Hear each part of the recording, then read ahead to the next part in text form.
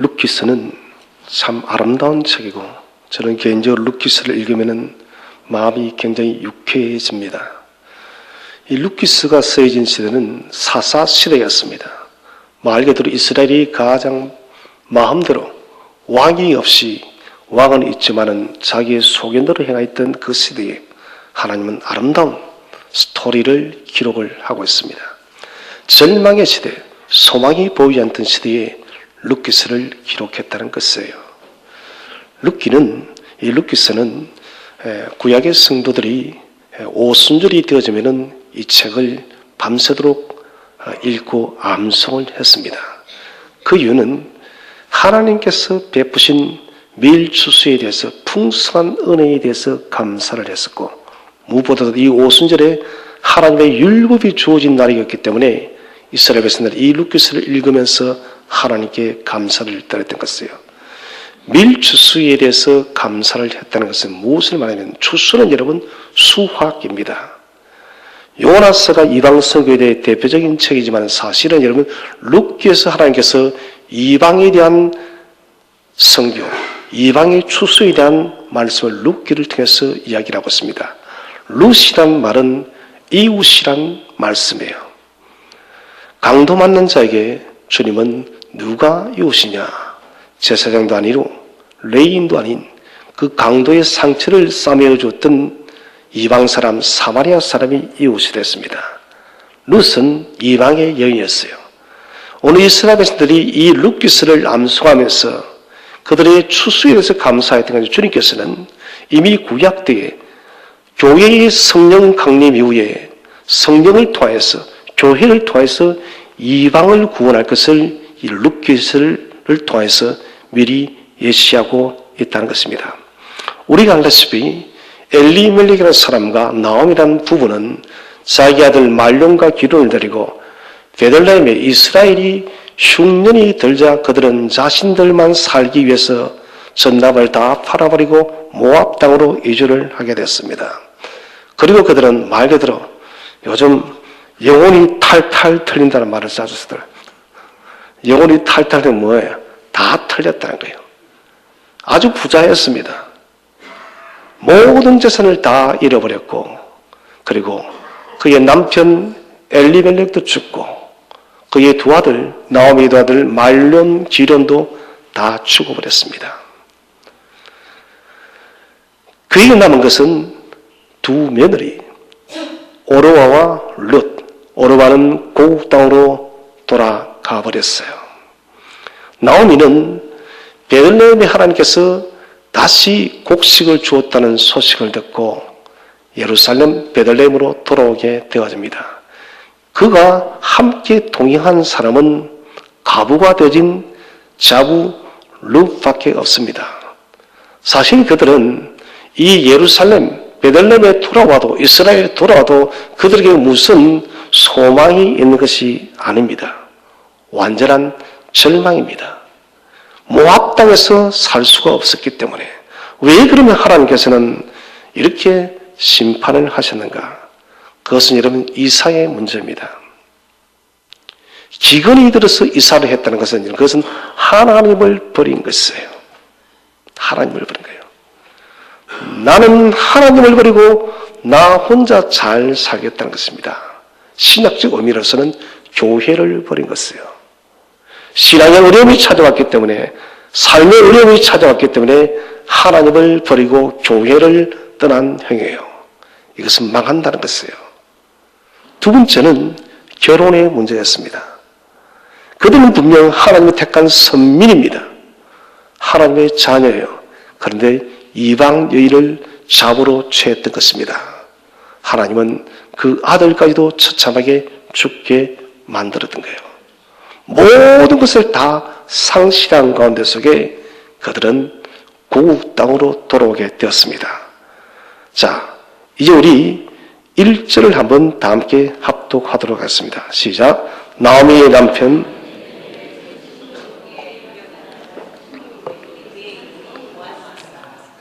자, 1절에서 7절까지는 하나님께서 일하시는 것이 나타나요. 오늘 고향으로 돌아왔더니 그의 친족 엘리멜렉의 친족으로 유력한 자가 있으니 그 이름은 보아스더라. 자, 엘리멜렉의 친족이란 이 말은 가로브란 말을 써요. 가로브, 히브리어로 가로브. 가로브는 혈연이 아닙니다. 아주 가까운 관계가 아닙니다. 멀리 있는 사람이란 것입니다. 그렇다면 이 보아스라는 사람은 나오미의 팔아버렸던 그 땅은 하나님이 팔지 말라고 했습니다. 근데 그 땅을 다 팔아버렸습니다. 나오미는 이 팔았던 땅을 다시 회복해야 될 책임이 있습니다. 그러나 보아스는 사실 엄밀하게 이 책임까지는 없습니다. 져도 되고 지지 않아도 아무 문제가 없는 것이에요. 그런데 하나님께서는 보아스라는 사람을 예비하게 되었습니다. 보아스를 통해서 하나님은 나타내는 것이 있습니다. 보아스는 유력한 사람, 능력이 있는 사람이에요. 룻기 1장에는 나오미의 실패가 나옵니다. 나오미의 실패. 모든 것을 잃어버렸어요. 우리 한글 성경에는 우리가 알 수가 없지만은 히브리어 성경을 보면은 나오미 가정의 실패를 사무엘은 77달을 써서 실패를 기록하고 있습니다. 7이 무슨 숫자입니까? 완전 숫자, 하나님의 숫자예요. 7이 두 번 쓰였다는 것은 이것은 여러분 나오미 가정의 실패는 누가 하셨다고요? 하나님이 했다는 거예요. 하나님의 심판 것이에요. 우연히 그렇게 망한 것이 아니라 하나님께서 의도적으로 그렇게 했다. 왜? 하나님의 자녀가, 하나님의 성도가 당신을 떠나버리고 세상에 머물러 있었기 때문에 하나님께서는 그들을 강권하여서라도 주님의 곁으로, 주님의 교회로 돌아오게 하기 위해서 하나님은 의도적으로 하나님이 썰어버렸던 거예요. 그런데 참 신기한 것은 4장은 룻기의 회복의 장입니다. 완전한 회복을 하는데 사무엘은 또다시 의도적으로 77번을 얻습니다. 무엇을 말할까요? 그렇게 무너지게 하신 분도 하나님이시고 회복케 하신 분도 하나님인 거예요. 너희가 주를 떠날 때는, 하나님을 떠날 때는 그렇게 완전히 망했지만, 그러나 다시 여호와를 찾을 때, 다시 하나님께로 돌아올 때, 다시 주님의 교회를 중심으로 살 때 하나님은 우리를 완전히 회복하게 하시는 하나님이심을 믿으시기를 바랍니다. 그래서 여러분 성도는 어찌하든 교회를 중심으로 살아야 됩니다. 어찌하든 하나님을 중심으로 살 때 이런 우리에게는 회복이 있다는 것이에요. 우리는 이 사실을 생명 다는 그날까지 반드시 붙들어야 됩니다. 유력한 자 보아스. 이 보아스는 경제적인 힘이 있는 사람이요. 하일이나 하일. 하일은 경제적인 힘을 가진 사람. 이 하일이라는 이 단어가 한 가지만 더 좀 히브리어를 쓰겠습니다. 깃보르라는 단어, 이 히브리어입니다. 깃보르는 단어와 함께 쓰이면은 재산이 많을 뿐더러 사회적으로 아주 존경받는 사람이라는 것이에요. 그래서 보아스는 단순히 돈이 많은 졸부가 아닙니다. 돈도 많을 뿐더러 그는 이스라엘에서 아주 존경받는 유력하고 탁월한 사람이 바로 보아스입니다. 하나님께서는 의도적으로 보아스를 띄움을 통해서 1장과 2장을 대조시키고 있습니다. 1장은 말 그대로 힘없고 소망없고 완전히 실패한 나약한 가부 나오미를 강조하고 있어요. 2장에서는 대조시키고 있습니다. 힘이 있고 경제적인 능력이 있고 사회적으로 존경받는 보아스를 등장시키고 있습니다. 이것은 무엇을 말할까요? 1장이 여러분 버려진 우리들의 모습이에요. 십자가 아무런 관계없이 사는, 구원에 아무런 영향이 없는 버려진 저와 여러분의 모습이라면 2장의 보아스는 예수 그리스도를 나타내고 있습니다. 갈 길이 없는 우리를 주께서 아무런 값 없이 우리가 그를 믿을 때에 십자가의 그 보혈로 건지시는 예수 그리스도를 보아스를 통해서 우리에게 말씀을 하고 있습니다. 사랑하는 성도 여러분, 하나님은 소망의 문, 구원의 문을 닫지 않으시는 분이십니다. 우리가 걸어가는 길 여러분 길이 보이지 않을 수가 있습니다. 여러분 길이 보이지 않는 데서 길이 없는 것이 아니에요.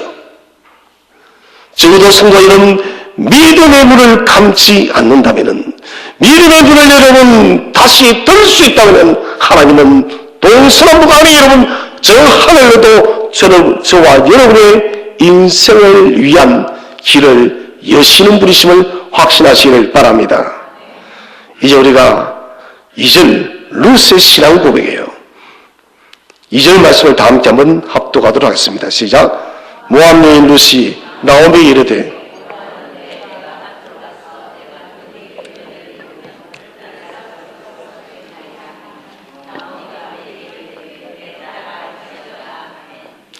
자, 룻기 저자 사무엘은 모압 여인을 강조하고 있습니다.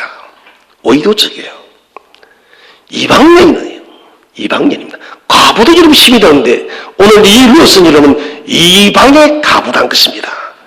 어떤 사회적인 보장을 받을 수 없는 그런 위치에 있는 것이에요. 죄송합니다만은 이런 여러분 여자가 살 수 있는 두 가지예요.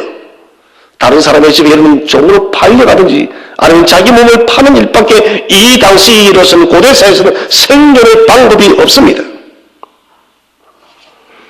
그런데 이 룻이 나오미에게 그 시어머니에게 말합니다.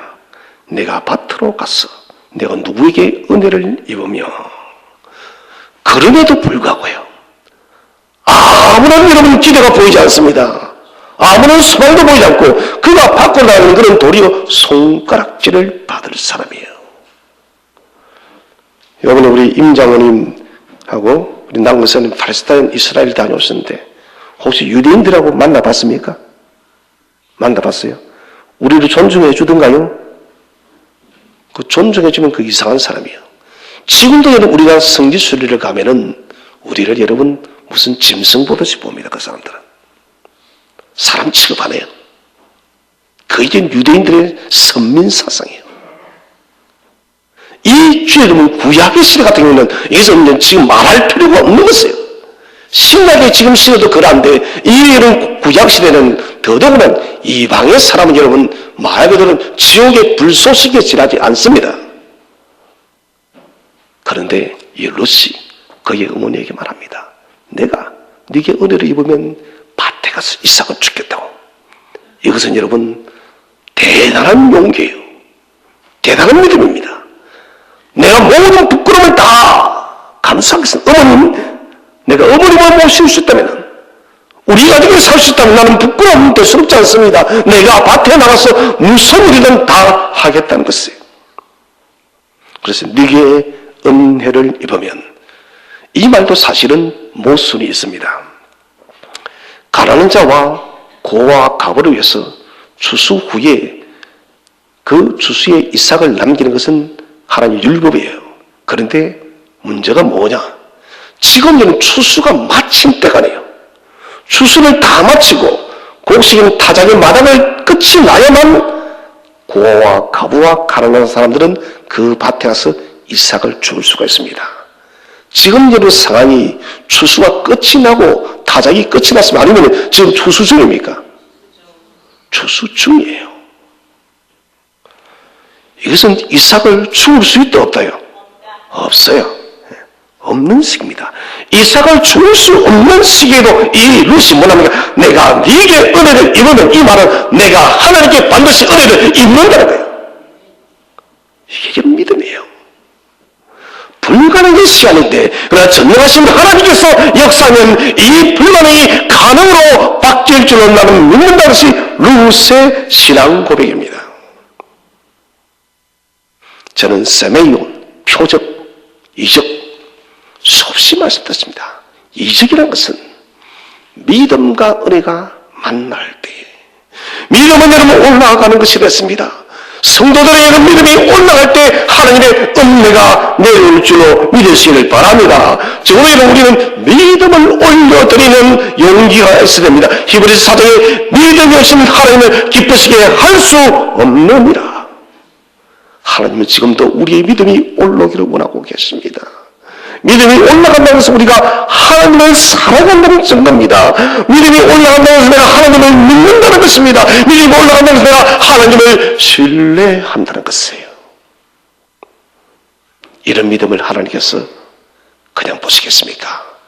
은혜를 베풀 수밖에 없습니다. 우리에게 지금 회복되어야 될 것은 믿음의 그릇의 크기입니다. 여러분, 요만하게 하지 마세요. 믿음의 그릇을 크게 가지시길 바랍니다. 믿음의 그릇이 크다는 것은 내가 하나님을 사랑하는 정도가 크다는 것이에요. 지난주에 제가 설교할 때 그랬습니다. 베드로에게 믿음이 작은 자요. 이 말은 뭐랬습니까? 믿음이 없는 자라 했습니다. 백부장과 수로보니 여인에게 믿음이 크다는 것은 무슨 말이냐? 하나님에 대한 사랑의 척도가 깊다는 거예요. 여기 성도는 믿음이 있고 없고의 문제입니다. 여러분, 이야 우리가 믿음을 가진다면 큰 믿음을 소유하시길 바랍니다. 큰 믿음은 주님 안에 더 깊이 인격적으로 거하는 것이에요. 주님만은 당신 없이는 결코 살 수 없다는 그 고백이 바로 믿음의 큰 것이에요. 히브리서 11장에 모세가 장성하여, 이 장성은 메가서 100만 배의 믿음이 됐습니다. 다시 번역하면 모세가 믿음이 100만 배가 되어서, 모세의 믿음이 큰 믿음이 되어서 모세가 주님을 더욱더 깊이 사랑하였어. 이 말이에요, 여러분. 그 큰 믿음이 출애굽의 역사를 이루었다는 것입니다. 믿음은 머리에 성경 지식을 넣는 것이 아닙니다, 여러분. 믿음은 손과 발로 실행하는 것이에요. 그래서 너는 구하라. 그래야 뭐 할 것이다? 구할 것이요. 찾으라. 그러면은 찾을 것이요. 두드리라. 그러면 열릴 것이요. 여기서 3단 문법이랍니다. 먼저 여러분 우리가 구하고 구하는 것이에요. 그 다음에 여러분 기도가 끝이 아닙니다. 찾아 나서는 것입니다. 이게 여러분 살아있는 것이에요. 그럴 때 어떻게 하신다고요? 두드릴 때 하나님은 여실 줄로 믿으시길 바랍니다. 그래서 우리의 기도는 확신하고 나아가는 것입니다. 오늘 여러분 루시 기도하고 그 자리에 머물러 있는 것이 아니라 내가 네게 은혜를 있거든 불가능의 시간입니다. 이삭을 줍는 시간이 아닙니다. 그럼에도 불구하고 내가 네게 은혜를 있거든 하나님은 반드시 길은 열 것이라는 것이에요. 우리가 좀 이 믿음을 가져야 됩니다. 그래서 믿음은 내 중심의 삶을 고집하는 것이 믿음이 아닙니다. 믿음은 주님 중심의 삶으로 바뀌는 것이 믿음이라는 것이에요. 오늘부터 저는 저와 여러분이 내 생각 중심이 아니라 주님 중심의 삶을 살아가시기를 축원드립니다. 우리 2장 3절 말씀을 다 함께 읽겠습니다. 2장 3절 시작. 루시 가서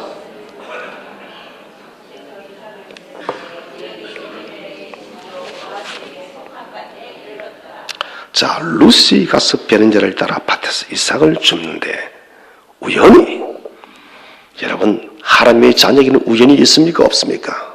없습니다. 모든 것은 하나님의 섭리예요. 이 번역을 제가 좀 더 정확히 하겠습니다. 루시 그를 가서 이삭을 준 밭이 보아스래요. 이삭을 줍다가 가다 보니 보아스의 밭이 이러는 것이 아닙니다, 여러분. 루시 처음 가서 주운 밭이 누구의 밭이라고요? 보아스의 밭이라는 거예요. 이것은 우연일 수가 없는 거예요. 그 수많은 여러분 베들레헴의 전답에 있는데 루시 여러분 첫걸음을 떼어서 주운 그 밭이 바로 보아스의 밭이라는 것입니다. 참새 한 마리도 우연히 떨어지는 법이 없는 것이에요. 하나님께서 여러분 준비하고 있습니다. 하나님의 워킹, 하나님의 사역입니다. 하나님께서 일하시는 거예요. 우리가 이런 믿음으로 움직일 때 하나님께서 저와 여러분의 걸음 앞서서 일하실 줄로 믿으시길 바랍니다. 하나님이 지금 움직이고 있는 것이에요. 루스의 가정을 회복시키겠다. 이것은 중대한 문제입니다. 메시아의 축복이기 때문에, 메시아의 축복을 들어가기 때문에 루스의 혈통을 통해서, 보아스의 혈통을 통해서 여러분 다 다윗이 나오고 다윗을 포함해서 예수가 나온 것입니다. 이 징검다리에 하나님은 룻을 사용하기 원하는 것입니다. 그래서 이것은 하나님의 사역입니다. 마찬가지로 주님 오시는 그날까지 우리 샘특의 성도들이 하나님 나라의 징검다리로 사용될 줄로 믿으시길 바랍니다. 그렇기 때문에 하나님은 역사하는 것이에요. 자, 이제 4절 말씀을 함께 읽어보겠습니다. 4절 시작. 마침 보아스가 베는 자들의 이르되 여호와께서 너희와 함께 하시기를 원하노라 하니 그들이 대답하되 여호와께서 당신에게 복 주시길 원하노라 하니라. 자, 이게 마침 이 줄을 꼭 걸어서 별표를 하시고 마침 왜 힘내 그런데 보라 이 말이요. 너무너무 놀랍다는 것입니다. 이것은 상황이 급박하다는 것입니다. 바로 지금 이 장소를 강조하는 것이 바로 힘내라. 우리 여러분 장소가 오면은 항상 긴장해야 됩니다. 야곱이 여러분 돌베개를 하고 누울 때에 그 정말 그 돌멩이는 말 그대로 돌멩이입니다. 그런데 야곱이 돌베개를 하고 누웠더니 그 장소 여러분 축복의 장소로 변한 줄로 믿으시기 바랍니다. 하나님이 만나는 장소예요. 오늘 사무엘은 위인대합을 통해서 마침 그런데 보라 놀랍다는 것입니다. 하나님께서 하시는 놀랍다는 것입니다. 특별히 힘내라는 이 단어는 하나님의 주권적인 역사가 강력하게 임하는 단어예요. 누구의 주권이요? 하나님의 주권이에요. 하나님의 능력이 임하는 시간이 바로 여러분 힘내요. 이것이 신약에는 신퀴레라 헬라어. 신퀴레는 주님이고 신은 함께요. 번역하자면 주님과 함께요. 왜 힘내는 여호와와 함께 사는 성도 여러분, 여호와께서 함께 하실 때 우리의 삶 속에 이적과 기적이 역사할 줄로 믿으시길 바랍니다. 그래서 이 힘내는 하나님의 임재가 있는 장소, 있는 단어입니다. 하나님의 주권의 임재가 하나님의 강력한 능력이 임하는 단어가 바로 힘내요. 아브라함이 창세기 22장에서 모리아산으로 번제를 들고 가지 않습니까? 그때 도착했을 때 종들에게 뭐랍니까? 너희들은 여기서 있고 나와 아이는 저기 가서 모리아산에 가서 번제를 드리고 우리가 돌아올 것이라. 여기와 저기. 여기는 여호와의 주권이 여호와의 임재가 있다 없다요? 없습니다. 저기는 여러분 하나님의 약속의 말씀이에요. 모리아산에서. 저기는 여러분 하나님의 임재가 있는 것이에요. 오늘도 여러분 룻이 머문 이 보아스의 밭은 하나님의 임재가 있는 장소인 것입니다. 하나님의 역사가 주권적으로 발휘되어지는 장소가 바로 이 보아스의 밭인 것입니다. 얼마나도 놀라운 사실입니까? 우리 성도는 여러분 머물러야 될 것이 어디일까요? 하나님의 임재가 있는 장소입니다. 하나님의 주권의 능력이 임하는 장소인 예배입니다. 여러분 그래서 성도는 말씀을 듣고 예배를 드리고 기도하고 전방위에 전력을 다해야 한다는 것입니다. 여러분 우리가 이런 세상에 빠져서 세상의 정욕과 욕심과 욕망에 있을 때는 그 속에는 하나님의 임재가 없는 것이에요. 여러분 하나님은 거룩의 하나님이에요. 거룩하신 하나님이 어떻게 세상에 임재하겠습니까? 성들은 어찌하든 하나님의 임재가 있는 거룩한 장소에 머물 때에 여러분 하나님은 저와 여러분의 인생길을 예비할 줄로 믿으시기를 바랍니다. 오늘 우리가 한 가지 좀 배워야 될 것은 인사법이에요. 우리 4절 하반절을 좀 보시면은 이렇게 기록하고 있습니다. 보아스가 이렇게 말합니다. 여호와께서 너희와 함께 하시기를 원하노라 하니 종들이 어떻게 합니까?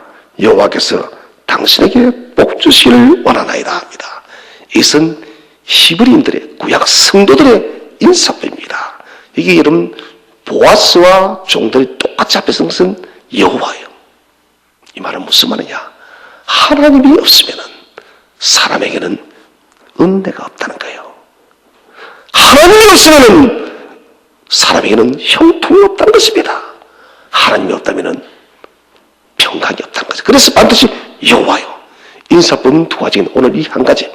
이것은 동등한 관계에 있을 때, 동등한 관계에 있을 때 여호와께서 여러분과 함께하기를 바랍니다. 또 받는 사람도 여호와께서 당신과 함께하기를 바랍니다. 이게 동등한 관계. 그 다음에 지위가 높은 사람과 낮은 사람 인사할 때는 낮은 사람이 무릎을 꿇고 그렇게 인사합니다. 여호와께서 당신과 함께하기를 원한다고. 그런데 오늘 보아스와 오늘 종들의 인사를 보십시오. 종들이 무릎을 꿇습니까? 아닙니다, 여러분. 서스합니다. 여기서 보아스의 인격이 나오는 거예요. 제가 서두에 사회적으로 존경받는 사람이었습니다. 그 종들을 종으로 생각지 않고 동등한 인격체로서 맞이해주는 거예요. 얼마나 멋진 사람이에요. 그리고 이스라엘의 최고의 인사입니다. 우리 같이 한번 한 사람은 보아스가 되시고 한 사람은 종이 되시고 한 번만 나는 보아스고 왜 당신은 종이고 안 해주시니까 번갈아서 한번 합시다. 먼저 보시면은 한 분이 오른쪽에 계신 분이 여호와께서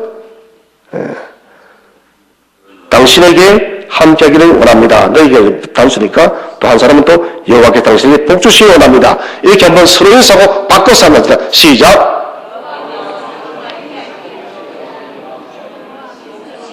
바꿨어요?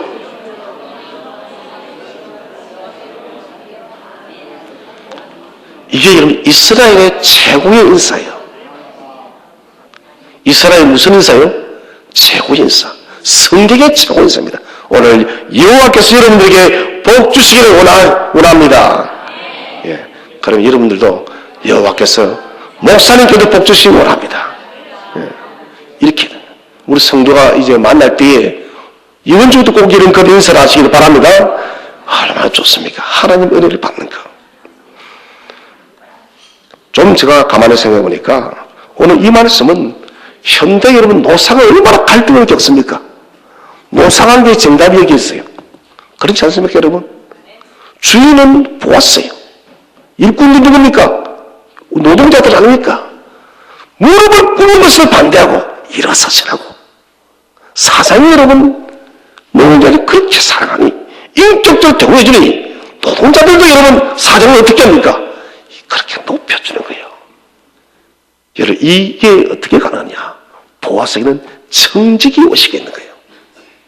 이 땅은 내 땅이 아니야. 이 모든 유업들은 여호와 것이야. 나는 잠시 위탁받아서 관리하는 것이다. 모든 것은 주께로부터 나오고 주께로 돌아가니 나는 그저 관리하는 청직이다. 이 청직의 사상이 있기 때문에 보아스는 노사 관계 속에서 이렇게 여러분 인격적 대우를 하는 것이에요. 대한항공 같은 그런 죄송합니다만 그게 이름 사람이에요. 사람 아닌 것 같아요, 여러분. 그런 갑질하는 인생이 아니지 않습니다. 성도들 어찌하든 여러분 보아스 같은 이런 삶을 살아야 됩니다. 5절 6절을 보시면은 보아스가 질문합니다. 이 소년은 누구냐라고 사안에게 질문을 하고 있습니다. 여러분 질문은 굉장히 중요합니다. 질문은 관심이기 때문에 관심은 나가서 여러분 사랑이에요. 그래서 사랑의 출발은 질문 곧 관심이에요.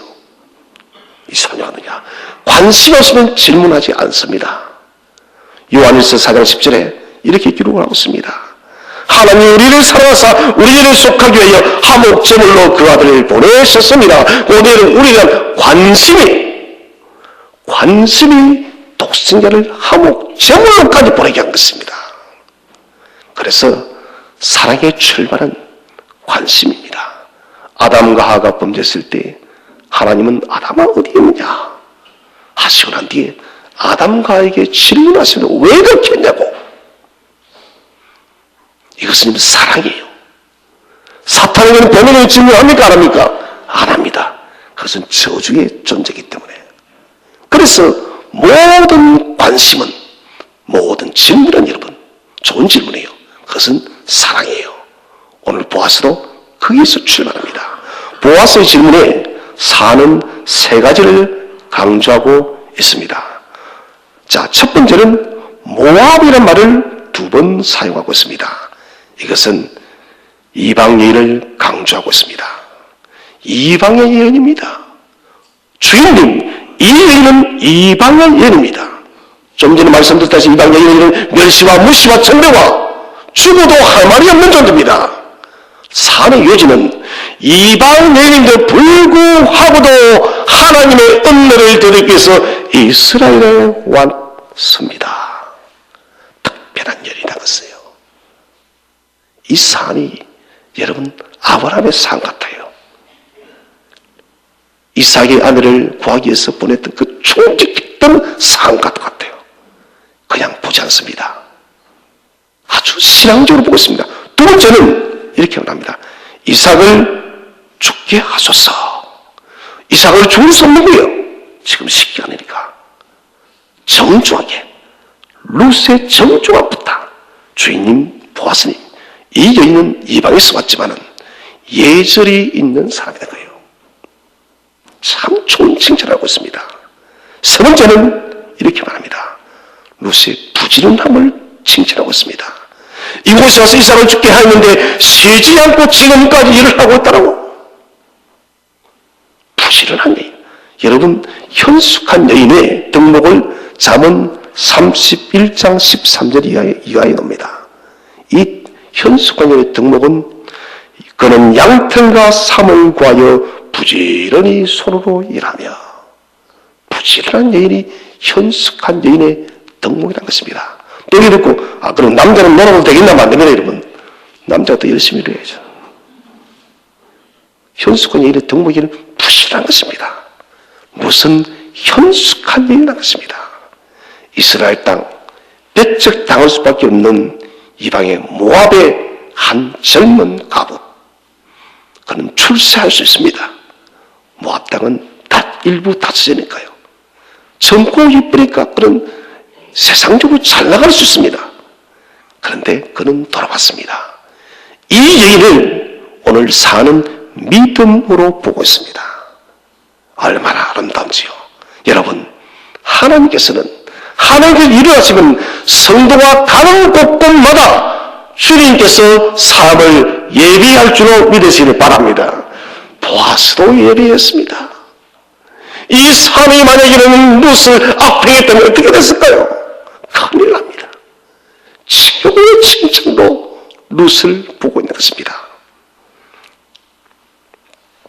하나님은 우리가 최선을 다할 때 환경을 열어주십니다.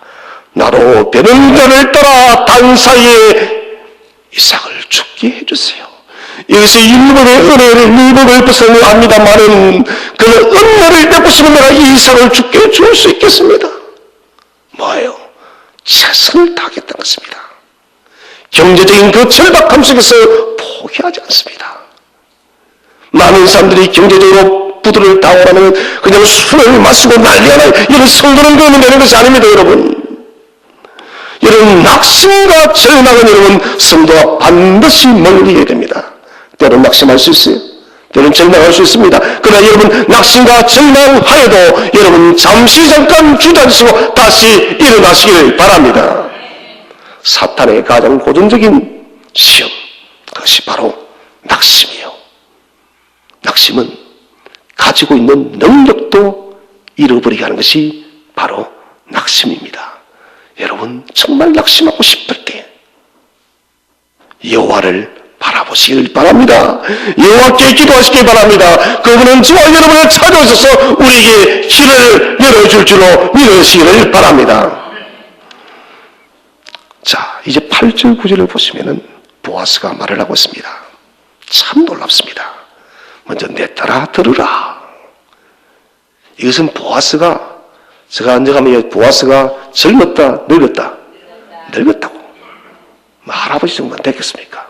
그래서 내 따라 연장자라는 것을 우리가 알 수가 있습니다.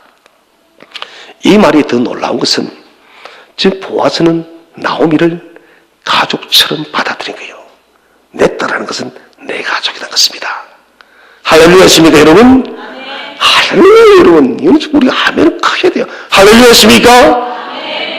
세상에 여러분 한 번도 본 적이 없는 내 의리하면서 내 딸아, 이것은 보아스의 자비예요. 그리스도의 은혜입니다. 내가 주 앞에 아무것도 드리고 있었는 내가 예수 믿을 때에 주님께서 사랑하는 내 아들아, 내 딸이라고 여러분 성령해 주신 것은 여러분, 이게 십자가의 은혜입니다. 값없이 주는 은혜예요. 8절 이하를 보시면은 7가지의 명령형 동사입니다. 참 신기한 것은 모든 셈의 기적에는 명령형 동사가 나요. 명령형 동사는 지키면 무엇이라고요? 축복이고, 지키지 않으면요 심판인 거예요. 한번 집에 와서 찾아보시고요. 보아스의 명령 동사가 6가지나, 첫째는 들어라. 다음에 같이 한번 읽어보세요. 들어라. 시작. 들어라. 가지 말며 떠나지 말고 함께 있으라. 그들을 따르라. 마실지라. 9절 건드리기. 시작. 건드리지 말라. 루세게 6가지, 소년들에게 1가지. 들으라. 가지 말며 떠나지 말고 함께 있으라. 따르라. 마실지라. 건드리지 마라. 여러분, 이 명령을 지킬 때 기적이 일어날 줄로 믿으시길 바랍니다. 루세게, 너는 다른데 가지 말아라. 오늘 내 명령을 잘 지켜라. 6가지를 주고 소년들에게는 건드리지 말아라. 하나님의 보호의 막을 쳐주는 거예요. 새끼다. 보호의 막을 쳐줘서 이무지할 것 없는 이 이방의 뉴스를 갖다가 하나님께서 보았을 때 딱 지켜주는 거예요.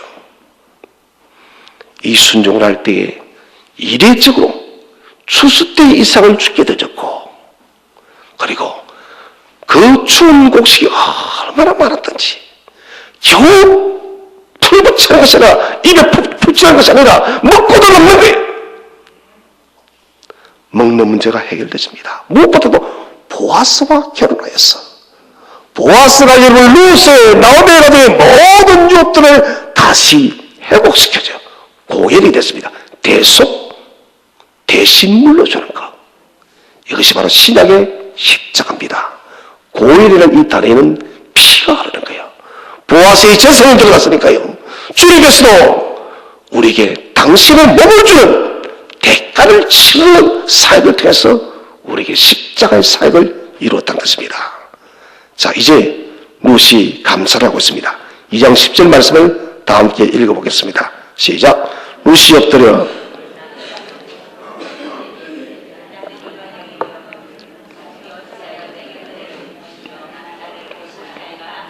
아멘.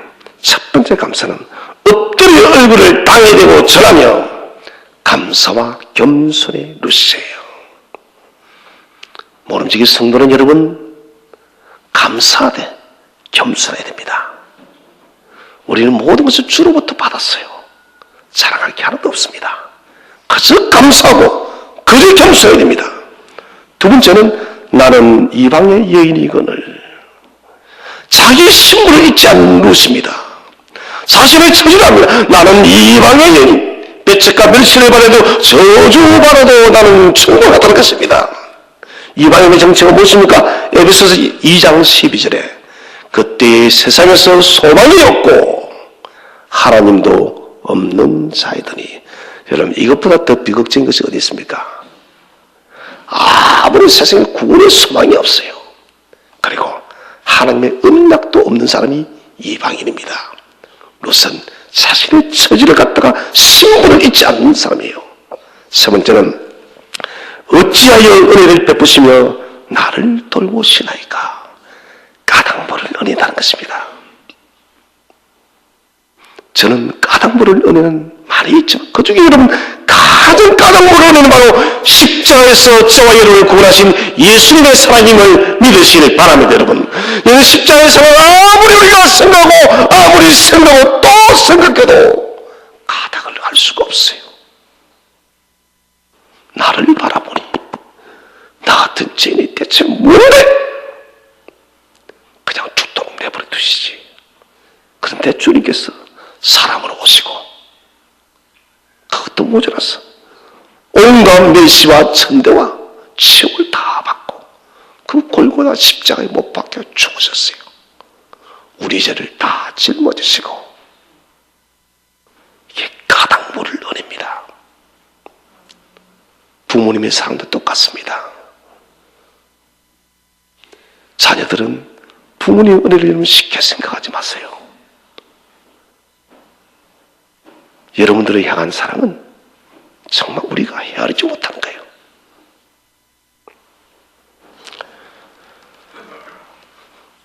이제 하나님께서 루스에게 기적을 베푸시고 지금 이 시간 저와 여러분들 기적을 베푸고 계심을 믿으시길 바랍니다. 그 기적의 출발이 바로 만남의 축복입니다. 하나님은 저와 여러분을 하나님과 만나게 하시고 또 좋은 사람을 만나게 할 줄로 믿으시길 바랍니다. 자, 이제 보아스가 말을 하고 있습니다. 2장 우리 11절을 다 함께 읽어보겠습니다. 시작. 내 남편이 죽음으로 행한 모든 것과 내 부모와 고국을 떠나 전에 알지 못하던 백성이 온 일이 내게 분명히 알려졌느니라. 자, 첫 번째는 남편이 죽은 후부터 그의 시어머니 나오미 어떻게 했는지 루스의 모든 행동을 다 알고 있다는 것입니다. 홀로 된 시어머니를 어떻게 섬겼는지, 무엇보다도 그의 고국 땅을 떠나고 아무런 소망 없는 이스라엘 여호와를 선택한 것을 보아서는 칭찬을 하고 있다는 것입니다. 육신의 안정을 쫓아서 고국 땅으로 돌아가면 살판 나는데 그게 아니다는 것이에요. 여러분, 저는 아브라함도 위대하지만 사실은 저는 루시 더 위대한 것 같아요. 창세기 12장에 하나님이 아브라함에게 나타나셔서 말씀을 주십니다. 그죠? 아브라함에게 갈대 우리를 떠나라고, 떠나면 내가 네게 복을 주겠다고. 루스에게는 하나님이 나타나지 않습니다. 아무것도 말씀하지 않았어요. 그런데 루스는 갈 바를 알지 못했지만 여호와를 선택한 거예요, 여러분. 그래서 저는 죄송합니다만 아브라함 할아버지가 들으면 기분 나쁜지 모르겠지만 루시 더 뛰어난 것 같아요. 그게 시어머니 나오미로부터 들은 신앙교육 하나 가지고는 이방, 거기는 이방 나라죠. 이스라엘로 들어갔다. 정말 대단한 믿음입니다. 시어머니에게 행한 모든 일을, 이것은 여러분 사람이 알고 하나님이 안다는 것입니다. 아름다운 효도를 칭찬하고 있습니다. 세 번째 칭찬은 부모와 고국을 떠나 믿음의 땅을 선택한 룻을 칭찬합니다. 보장받은 모압 땅을 버리고 믿음의 땅을, 믿음의 여호와를 선택한 것, 이것 칭찬합니다. 네 번째는 전에 알지 못하던 백성으로 온 것, 알려졌다. 하나님의 백성이 되기를 선택한 룻을 또 칭찬하고 있습니다. 그러니 너는 반드시 복을 받을 수밖에 없다. 받을 수밖에 없다. 있다 하면 받을 수밖에 없는 거죠. 복을 받을 수밖에 없어요. 같이 한번 인사합시다. 복을 받을 수밖에 없습니다. 이렇게 복을 받을 수밖에 없어요, 여러분. 그 복이 오늘 12절에 세 가지로 나오고 있습니다. 12절 말씀 다 함께 읽겠습니다. 시작. 여호와께서 보답하시기를 원하며 이스라엘의 하나님 여호와께서 그의 날개 아래에 보호를 받으러 온 내게 온전한 상 주시기를 원하노라 하셨는지라. 아멘. 첫 번째, 내가 행한 일에 보답하겠다. 룻의 행한 일에 보답하시는 하나님이십니다. 저와 여러분의 행한 믿음의 일들에 주께서 보답할 줄로 믿으시기를 바랍니다. 이 동사 미완료 동사입니다. 미완료. 함부로서 끝나는 것이 아니라 앞으로도 쭉 생명 나는 그날까지 저와 여러분에도 하나님께서 우리의 믿음으로 행한 일에 은혜 내려줄 줄로 믿으시기를 바랍니다. 두 번째는 여호와께서 날개 아래 보한다. 여호와의 보호하심, 지킨다. 무엇을 하든지 하나님께서 지킨다. 미완료입니다. 이것도 한 번 지키는 것이 아니라 세상 끝나는 그날까지. 세 번째는 온전한 상을 주신다. 완전한 상. 이 땅의 복과 내세의 복, 이 땅의 모든 기업이 완전히 회복되진 거고 영원한 복은 메시아가 탄생한 거예요. 저와 여러분이도 이 땅과 하나님의 신령한 내세복이 함께하기를 축원을 드립니다. 여러분 12일 안에 이 세 가지의 역사가 단 며칠 안에 이루어졌어요. 우리 인생길은 우리가 만드는 것이 아닙니다. 여호와께서 만드십니다. 여호와의 믿음을 우리가 고치할 때 하나님이 만들어가는 것이에요. 세계적인 전도자 빌리 그레이엄 목사님이 설교를 할 때마다 그분은 늘 미래를 준비하라고, 미래가 준비되어야 된다고. 그러자 많은 목사님들이 묻습니다. 목사님은 미래를 위해서 무엇을 준비하고 미래를 대체 무엇을 아십니까? 미래에 대한 확신이 있습니까? 그러자 빌리 그레이엄 목사님이 그런 말해요. 저는 참 많이 받아요. 왜 그런 어리석은 질문을 하십니까? 하나님은 내 인생의 모든 미래를 이 66권의 성경에 다 기록하고 있습니다. 나는 이 66권의 언약이 다 나의 미래입니다. 여러분, 성도는 이것이에요. 여러분, 두려워하지 마시기 바랍니다. 오늘의 내 인생의 길이 보이지 않아도 66권에 기록되는 하나님의 말씀의 약속을 붙들고 내 인생의 미래를 보장하시는 여호와의 손을 붙들고 우리의 인생 그룹을 주 예수 그리스도 안에서 승리하는 우리 모든 교회를 되시기를 주의 이름으로 축원드립니다.